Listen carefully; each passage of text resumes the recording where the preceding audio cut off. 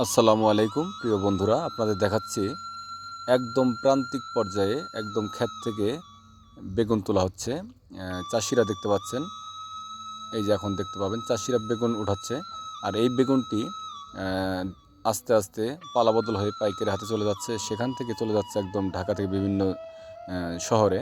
তো আমরা যারা গ্রামের মানুষ তারা এইভাবেই আমরা সবসময় দেখতে পাই যে গ্রামের পণ্য সবসময় শহরের দিকে ছুটে চলে বিভিন্ন হাত বদল হয়ে।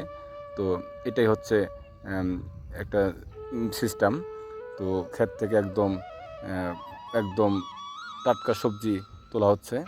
তো আপনারা দেখতে পাচ্ছেন এখানে জমা করা হয়েছে, এখানে ছাঁটাই বাছাই চলতেছে। তো এগুলো প্যাকেটজাত করা হবে, ওজন দিয়ে প্যাকেটজাত করা হবে, তারপর পরিবহন করে ঢাকার দিকে বা বিভিন্ন জেলায় এগুলো পৌঁছিয়ে দেওয়া হবে। তো এই হলো আমাদের গ্রামীণ জীবন। গ্রামীণ জীবন এইভাবেই সবসময় চলে। তো দেখতে পাচ্ছেন প্রান্তিক জীবনের কিছু দৃশ্য। তো যারা আমার এই ভিডিওটি দেখতেছেন অবশ্যই লাইক কমেন্ট শেয়ার করবেন এবং পাশে থাকবেন।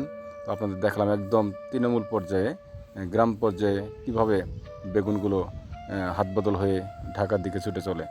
তো সবাইকে ধন্যবাদ। আসসালামু আলাইকুম ওয়া রাহমাতুল্লাহ।